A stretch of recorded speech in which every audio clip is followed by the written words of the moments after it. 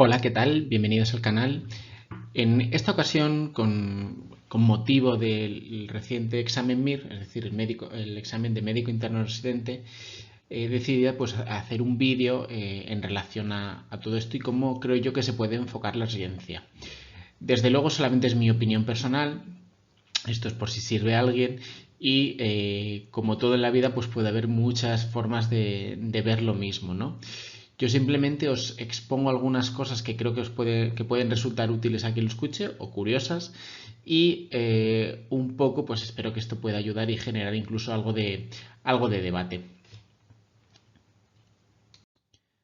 Entonces, una de las cosas que a mí me parece interesante es que desde luego las diferentes academias que ayudaban a preparar el MIR, que en mi tiempo pues eran básicamente estas tres, y creo que básicamente siguen siendo estas mismas tres, pues bueno, poco a poco han hecho del, del MIR casi un acontecimiento de la vida, cuando yo creo que, bueno, pues es un examen que es importante, pero no deja de ser un examen más, ¿no? Eh, Creo que, si no recuerdo mal, Mir Asturias era el primero así que prepara los Mires. Luego ya el grupo de CTO fue el que yo creo que cambió mucho cómo se hacía la preparación del MIR. Y luego Amir yo creo que fue la academia que más desarrolló lo que se llama el post-MIR, ¿no? Después del examen MIR, que es lo que pasaba. Porque creo que pues acababas el examen, te habías preparado y luego te quedabas ahí un poco perdido que no sabías qué hacer.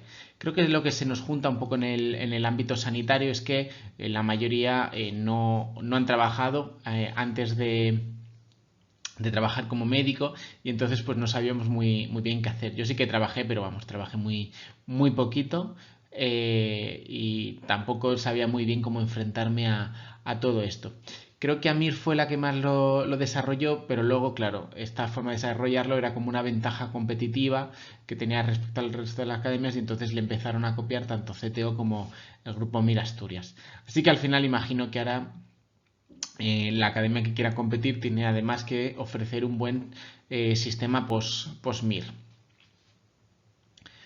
También esto yo creo que acaba al final de alguna manera redundando en que le den, pues como es parte de su negocio, y no hablo mal de que sea su negocio, pero al final le tienen que dar mucha más importancia y como crearte la necesidad, como un buen anuncio, ¿no? De tener que consumir todos estos recursos post-MIR, que yo creo que a veces incluso pueden ser excesivos, ¿no? A veces es cierto que te pueden ayudar, una guía de recomendaciones, que mirar, que buscar, que creen que ellos que es lo más recomendable, siempre desde su punto de vista, pero bueno, creo que eso tiene pues unos puntos negativos, por decirlo así. Claro, normalmente cuando eres el que acaba de hacer el examen MIR, pues tú quieres saber o quieres tomar la decisión con la mejor con toda la información posible, ¿no?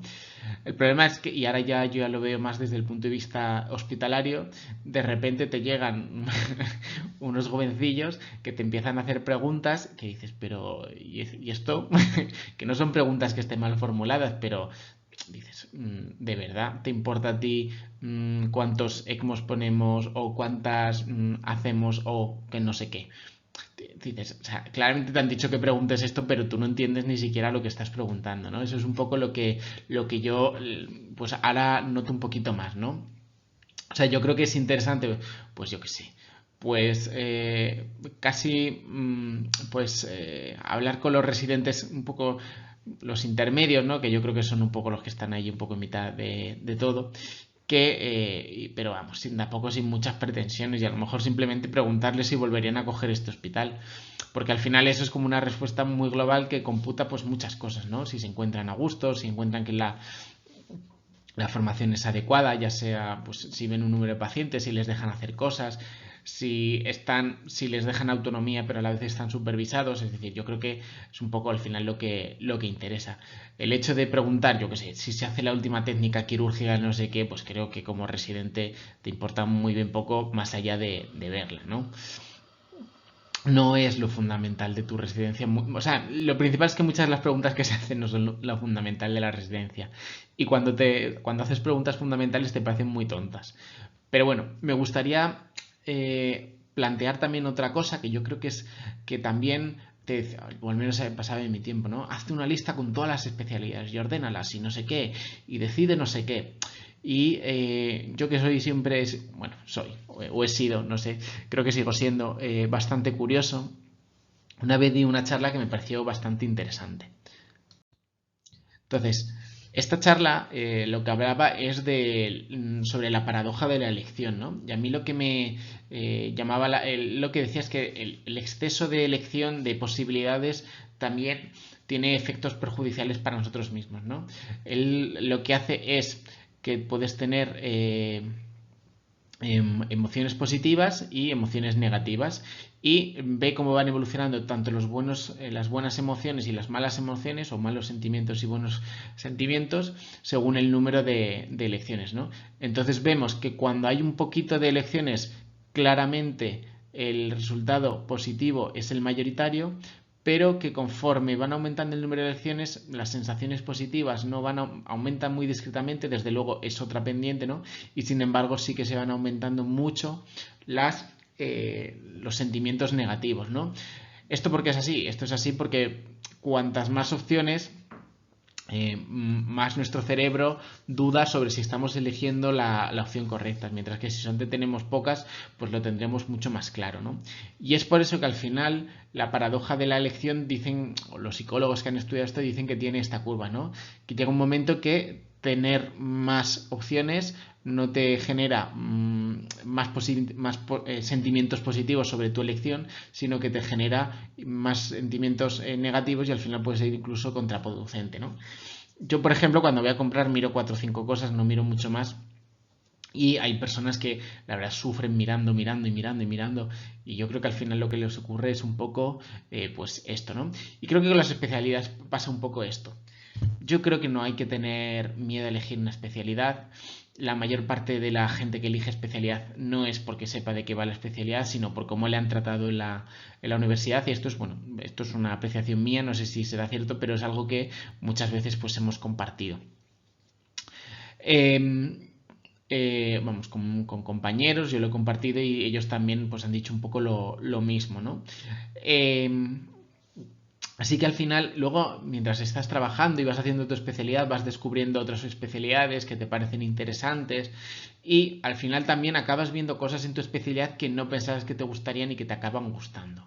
Entonces es un poco, ni sabes muy bien dónde te vas a meter, ni sabes muy bien las que dejas sin hacer exactamente qué es lo que son. Yo creo que, por ejemplo, hay especialidades que pueden sorprender mucho, porque hay cosas que empiezas a valorar a posteriori, ¿no? Por ejemplo, radiología, pues yo creo que empiezas a valorar a posteriori que no tienes, por ejemplo, por decirlo así, o sea, que tienen más distancia con lo personal y en ese sentido, pues yo creo que pues no tienes tanto... no te quemas a veces tanto, ¿no? Porque a veces el hecho de tener que hacer pues mucha escucha y estar muy atento pues a todo ese tipo de cosas, hay veces que si estás muy cansado o estás muy cabreado por lo que sea, hay veces que no te sale, ¿no? Y en especialidades de ese tipo pues es algo más fácil, ¿no? Luego hay cosas también cuando uno es médico pues empieza y quiere hacer de todo. Y luego hay especialidades que son más relajadas y especialidades que son más activas. Entonces yo creo que ahí uno tiene que ver exactamente cómo es, ¿no? Si es una persona claramente muy trabajadora, pues puede ir a cierto tipo de especialidades y hay personas que prefieren llevar una vida más relajada que posiblemente rindan mucho mejor en especialidades más tranquilas. No sé, por ejemplo, endocrinología, ¿no? ¿Qué más? Luego yo creo que hay cosas que también pues vas valorando con el paso del tiempo, ¿no? Que es un poco cuál es tu vida después de la residencia. Entonces, pero claro, para eso primero tienes que hacer la residencia, porque hay especialidades que tienen como mucha fama, ¿no? Pero es que claro, acabas la especialidad y parece que no eres nadie. Y con esto, por ejemplo, me refiero a cardiología, ¿no? De repente eres cardiólogo, pero casi o muy pocos son los que quieren hacer el trabajo de cardiólogo general en una planta. Casi todos quieren hacer, o yo qué sé, o quieren estar en la unidad coronaria, o quieren estar haciendo ecografía porque han visto que eso les gusta mucho, o quieren estar en, yo qué sé, en insuficiencia cardíaca, o quieren hacer pues, lo que sea, electrofisiología o hemodinamista. Entonces al final uno no sabe muy bien qué es lo que le va a gustar, le va a acabar gustando y luego si es fácil llegar a eso que le va a acabar gustando, ¿no? Creo que también interesa saber si uno quiere dominar, por decirlo así, toda su especialidad o quiere dedicarse a una parte muy concreta de su especialidad. En ese sentido, yo creo que las generalistas tienen una ventaja y es que de alguna manera pueden combinar las dos, ¿no? Porque siempre vas a ser generalista y además puedes de alguna manera coger un cachito en el que, digamos, tener más conocimiento. Obviamente, cuanto más te especialices en un campo, más vas a perder de visión de otros. Así que bueno, va todo un poco de la mano. Pero bueno, yo lo que quería resaltar con esto es que lejos mi forma de verlo es contraria a la que dicen las academias, que es rellena una lista. Pues no, yo diría cógete 4 y no más. Y ya está. Y sobre todo que es, si te gustan esas 4, pues ya está, te han gustado esas 4 y punto. Y ya está, y no pasa nada.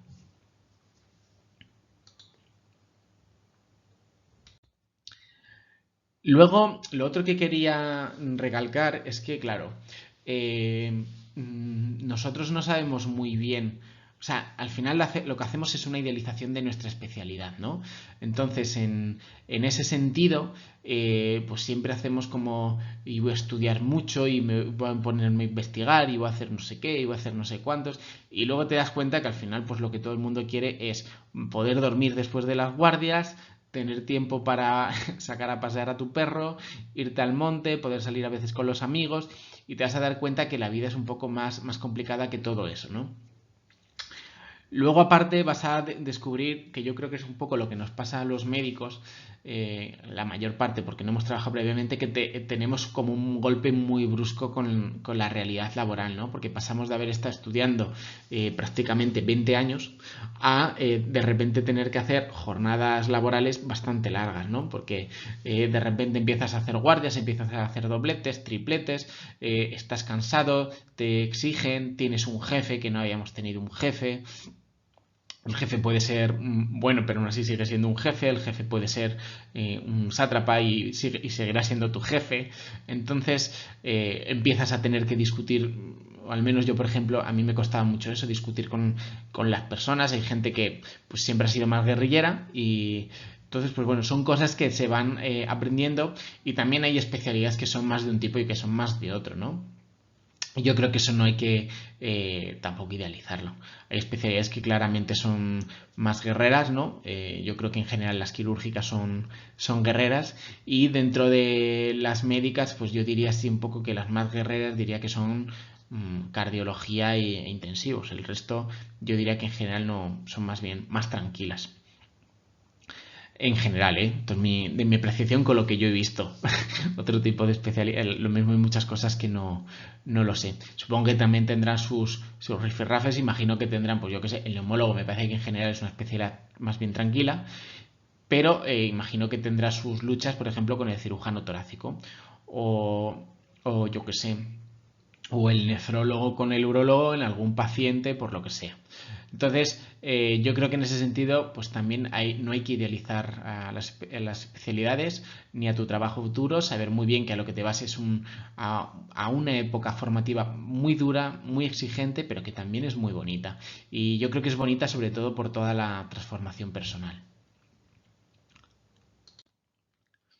Bien, esto es una cosa que yo he estado viendo, pues ya llevo tiempo viendo residentes, tampoco una barbaridad, pero bueno, he sido residente, ahora estoy viendo a los residentes y en esta gráfica quiero mostrar lo que es el tiempo y lo que es el desempeño, ¿no? Entonces, yo creo que todo el mundo piensa que más o menos la residencia es como algo así, algo lineal, en el que conforme van pasando los años R1, R2, R3, R4, R5, pues cada uno va cada vez más desempeño, más desempeño, más desempeño.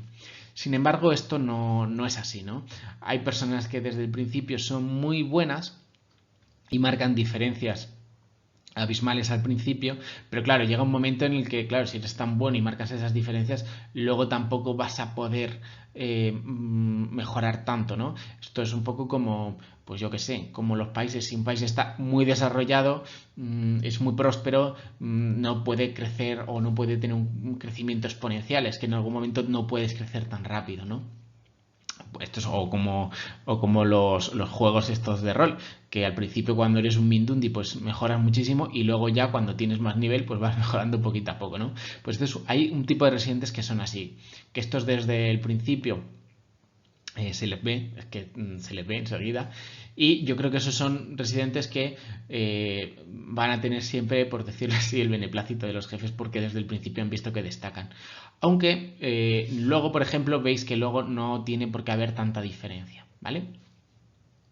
Y luego está el tercer tipo de residentes, ¿no? Yo creo que este sería así como el promedio. Estos serían rara avis que desde el principio son muy llamativos y que, como veis, puede haber muchísimo diferencial. ¿Qué es lo que ocurre? Que hay personas que al final de la residencia es cuando pegan el estirón, ¿vale? Claro, esto hay veces que cuesta verlo, no todos son así. Y el hecho de que tú estés aquí, por ejemplo, no significa que vayas a acabar necesariamente aquí. Significa que hay personas que, digamos, la mejoría la dan al final de la residencia. ¿Por qué? Pues por lo que sea, yo que sé, a lo mejor necesitan primero conocer el mundo, aprender a desarrollarse en ese mundo nuevo y, y luego ya, pues de alguna manera, consiguen relacionar todo y empieza a que todo encaje y todo empieza a funcionar. Entonces, al final, yo lo que os quiero transmitir es sobre todo que aunque empecéis la resistencia, no os comparéis, centraos en vosotros y entended que el problema no está aquí, que aquí no se espera nada de vosotros de los R1 ni de los R2, sino que se espera aquí, de los R4 y los R5, ¿vale? Entonces, al final es eso. Y luego, una cosa que es obvia, pero que se escapa muchas veces de nuestros planes mentales, es que aunque dibujemos así, somos así, ¿no? De repente lo hacemos muy bien, luego tenemos guardias que fallamos, que no lo hacemos tan bien, luego volvemos a hacerlo muy bien, diagnosticamos cosas raras, nos salen las técnicas, me han dejado operar, patatín, patatán, y llega un momento que te vuelves a estancar y no sé qué, y no me han aceptado este trabajo, y entonces no sé qué, ¿no? Entonces, al final lo que importa es la tendencia, que la tendencia sea creciente y si somos más despacitos, pues tener más paciencia y si estamos aquí, pues explotarlo, ¿no? Porque al final, pues esas habilidades hay que explotarlas. Bien, muchas veces en el territorio de las preguntas de que hacen, vamos, que recomiendan las academias, al final te dicen que claro, que lo más importante es lo asistencial, que hay que preguntar cómo son las guardias, si son buenas, si son malas. Yo creo que eso también depende un poco de cada sitio donde cómo se hayan acostumbrado. O sea, mis guardias normales son las guardias malas de mucha gente, por lo que me cuentan, ¿no? Cuando vienen a nuestro hospital. Y nuestras guardias malas deben ser horrible y deben ser el infierno. Pero bueno, es lo que hay. Yo me acostumbraba a eso y yo lo veo ya así. Y en otros momentos, pues yo siento que me aburro, ¿no? Lo que yo creo que más que malas, lo que hay que buscar es sobre todo un volumen de pacientes, ¿no? Al final los pacientes son los que nos van a hacer estudiar y porque nos van a generar dudas y tendríamos que haber hecho esto porque las guías clínicas no resuelven la mayoría de las dudas. Las guías clínicas sirven para que tengas un árbol en tu cabeza en el que tomar decisiones y pues hay muchos pacientes a los que le pueden servir, pero hay otros muchos pacientes a los que no les van a servir, ya sea por comorbilidades, ya sea por el escenario clínico, ya sea por lo que sea. Entonces yo buscaría, en general, yo como residente creo que lo que tienes que hacer es formarte y te vas a formar viendo pacientes. ¿Que publicas menos? Pues publicas menos. Salvo que quieras ser sí o sí un perfil muy investigador, entonces no te recomendaría eso. Pero en general yo creo que como médico, que seguramente lo más importante sea lo asistencial, deberías intentar buscar el mayor número de pacientes, al menos durante tu residencia. Y si me apuras, durante los primeros años de adjunto, que es yo creo que donde más te vas a formar, los primeros años de adjunto. La supervisión. Pues bueno, yo creo que se está cambiando a mejor, hay mucha más supervisión, o al menos hay más adjuntos que supervisan, que pudieran estar supervisando, mejor explicado. Ya luego, al final lo de la supervisión, pues llega un momento de, al principio, como cuando eres muy seguro, quieres mucha, y posiblemente hubiera que hacer mucha más supervisión con los R1 y los R2. A los R3 ya se les puede dejar más libertad, y ya a los R4 y R5 posiblemente, los R5 hay que dejarlos volar la mayoría parte del tiempo. Y yo creo que hay que fiarse mucho de ellos, porque también es parte de su formación el empezar a tomar decisiones en un entorno un poco más seguro, decisiones consensuadas, pero desde luego el R5 no necesita tanta supervisión, lo que necesita es autonomía, en mi opinión. Entonces yo creo que la formación tiene que estar, pues tiene que ser una supervisión pues cambiante, es mi opinión. Y sobre todo, yo creo que tenemos que bajarnos un poco a la realidad y entender que la supervisión es aunque la vendamos como un derecho, es por decirlo así, es un logro que se consigue a base de pues, esfuerzo y sacrificio de otras personas, ¿no?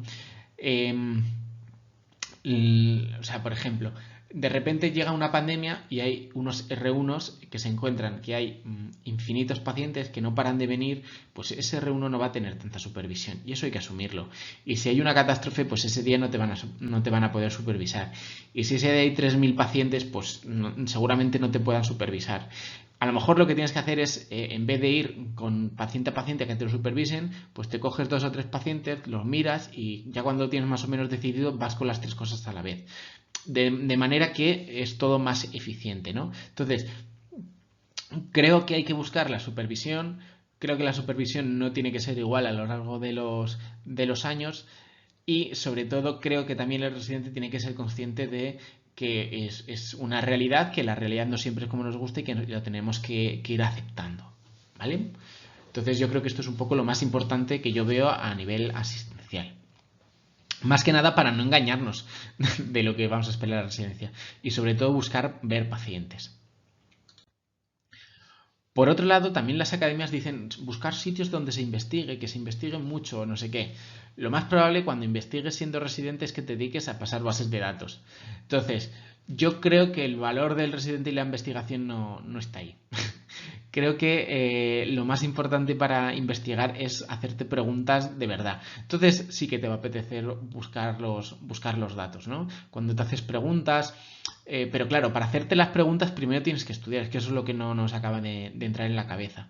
Y yo al principio pensaba que con leerme, y esto es un error mío que yo me fui dando cuenta a lo largo de la licencia, con leerme el último artículo pues estaba ya actualizado. Y no es así. Para saber un poquito de algo, simplemente saber. Aparte de haberte visto muchos pacientes, porque entonces sabes ver los matices que hay en los artículos, porque hay muchos matices y los consigues entender, aparte necesitas leer a lo mejor 20 artículos o 25 simplemente para empezar a entender un tema, ¿no? Hay muchos artículos que se repiten y a lo mejor tienes que leerte un artículo para encontrar 2 o 3 párrafos que te aporten al conocimiento, y a lo mejor hay artículos que no te aportan nada y de repente encuentras un artículo que es una maravilla y te encanta y disfrutas leyéndolo y te dices, y lo pasas a tus compañeros. ¿Por qué? Porque dices, buah, este artículo es súper bueno. Y eso es lo importante. Y cuando empiezas cuando empiezas a entender bien un tema es cuando puedes hacer bien la investigación. Luego otra cosa que yo creo que es importante, si realmente quieres investigar y no es de investigación de pacotilla, de pasar números a bases de datos y dárselo a un estadístico, que eso no, yo creo que no es investigar. Investigar consiste en entender el lenguaje matemático, por decirlo de alguna manera, y tienes que estudiar algo relacionado con la estadística. Ya sea estadística más convencional, que es la que se sigue utilizando mucho en medicina, ya sea que te interesen mucho las bases de datos, ya sea ciencia de datos, que es una estadística un poco más, por decirlo así, más aplicada, pero que tiene que ver con programación. Es decir, te tienes que meter a más cosas para entender, porque tienes que saber qué es una regresión logística, tienes que pues, ser crítico con las regresiones logísticas, tienes que saber qué son las curvas de supervivencia, tienes que entender que esos son modelos, o sea, es decir, tienes que intentar leer más cosas, ¿no? Entonces yo creo que al final tienes que compaginar, si realmente quieres hacer investigación, y yo creo que es más bonito de lo que consiguen hacer de lo que nos consiguen ver hacer, perdón, de lo que nos consiguen hacer ver en la carrera. Al final tienes que pues leer mucho, investigar, formarte en cosas de estadística, que desde luego ya te digo que es más bonito de lo que, sobre todo cuando te lo enseñan personas que saben más de lo que nos enseñan en la carrera, y plantearte preguntas, buscar respuestas alternativas, pero no entiendas que te van a dar las cosas hechas y que te van a dar un tiempo para ti. No, la investigación corre de tu cuenta, ¿vale? La vas a hacer tú solo y muchas veces vas a hacer el trabajo sucio de buscar la base de datos. Sí que es cierto que yo creo que esto va a ir a menos porque cada vez hay más digitalización y facilidad para tomar los datos. Pero, desde luego, yo creo que si quieres investigar al principio tendrás que comer, por decirlo así, un poco de mierda, hacer las cosas que nadie quiere y luego ya, pues mientras te vas formando, porque es que ya os digo que lo importante es hacerse la pregunta, no es tanto los datos, sino qué quieres responder. Y una vez que ya te hayas formado, entonces ya podrás plantear cosas y buscar conocimientos matemáticos. Y la última rama, y joder, me estoy extendiendo demasiado, pero bueno, es la docencia. La docencia, eh, yo creo que al final la docencia la tienes que hacer tú contigo mismo. Es decir, tú tienes que ver, yo al principio lo que hacía era quedarme con el número de los pacientes y seguirlos para ver qué es lo que ocurría, sobre todo porque aprendes mucho de la medicina viendo la evolución de los pacientes. Lo que al principio parece una cosa, luego acaba siendo otra y al final eso lo que te tiene que hacer es la investigación. Entonces, creo que el mejor docente es el paciente y tú tienes que aprender de él, pero tienes que aprender a hacer las cosas, tienes que reflexionar sobre los pacientes que ves, tienes que seguirlos, tienes que ver qué es lo que opinan otros especialistas y por qué, no tengas miedo a preguntar siempre con respeto y al final el que más te va a enseñar va a ser el paciente, porque los pacientes te van a decir una cosa y al final lo que tienes que aprender es a traducir el paciente al libro o al artículo. Y eso es donde te lo van a enseñar los pacientes. Luego ya cuando aprendes a hacer ese tipo de cosas, pues ya empiezas a tener más sentido cuando lees los artículos o cuando lees los libros o lo que sea, ¿no? No obstante, sí que es recomendable buscar un servicio donde pues haya charlas formativas, te dejen ir a congresos, de alguna manera te inculquen que investigues o lleves un pequeño proyecto de investigación, aunque te lo den medio hecho, para los congresos. Es decir, la docencia no tiene que ser, no tienes que buscar docencia pasiva, ¿no? Yo creo que el principal concepto es que la docencia te la vas a dar a ti mismo gracias a ver pacientes. Es decir, tienes que ser muy proactivo. Y que la docencia, y después hay otra cosa que no lo he comentado antes, pero se aprende mucho o sea, es muy aburrido y no tiene un gran valor. Pero sí que es cierto que se aprende cuando, por ejemplo, tú te revisas 20 casos de lo que sea, de, yo qué sé, infartos cerebrales. Te revisas 20, al final cuando te has visto 20 informes de alta o 20 lo que sea, empiezas a darte cuenta de los patrones y de alguna manera es como acumular, por decirlo así, experiencia. Es como meterte en un simulador. Entonces hay veces que leerse los informes de alta con tranquilidad y como poquito a poco y pensando las cosas y por qué habrán hecho todo esto, al final pues es una manera de aprender. Y eso cuando pasas bases de datos lo estás haciendo, ¿no? Entonces yo creo que siempre hay que ver la docencia no tanto como un fenómeno pasivo, que es muy interesante que te hagan mucha formación, pero sino como algo más bien proactivo. Y bien, esta es una de las últimas diapositivas y yo creo que refleja muy bien la residencia, ¿no? Esto es una analogía de lo que es se utiliza en literatura fantástica, el viaje del héroe, ¿no? Que al principio pues cruzamos un límite, ¿no? Que es la frontera, que en este caso sería la residencia. Encontraríamos aliados que son los coerers o los residentes de la especialidad y de repente empezamos a hacer guardias, empezamos a pasarlo mal, me han tratado mal, me han gritado de especialista, es que me han dicho que no sé nada, que no sé qué. Y estas son pues empiezas con las pruebas, estás muy cansado, no te apetece trabajar a las 5 de la mañana, se te cierran los ojos, empiezas a pasar penurias y te empiezas a enfrentar con cosas que tú desconocías, ¿no? Esto es lo desconocido. Pero al final, conforme vas pasando por todas estas pruebas, uno va cambiando y empieza a tener las recompensas. Lo que pasa es que las recompensas no te las ves, ¿no?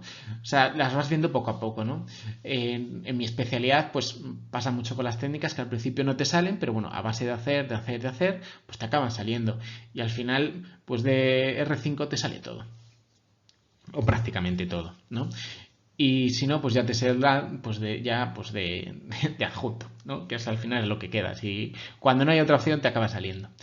Y al final pues acabas volviendo y ya cuando has hecho toda la residencia, has pasado por todas las penurias y has conseguido tus recompensas, acabas la residencia, ya eres uno más, un médico más, y empieza otra frontera que es la de la adjuntez, que ahí empiezas pues de nuevo a pasar por todo esto, ¿no? En fin, un poquito más. Y nada, como he decidido acabar con el tema del viaje del héroe, pues aquí acabo con el Hobbit, un viaje inesperado, que al fin y al cabo eso es un poco la residencia. Así que ánimo. Poco más que comentaros, espero que os haya servido y si os ha gustado, pues espero que de alguna manera lo reflejéis. Un saludo y hasta otra.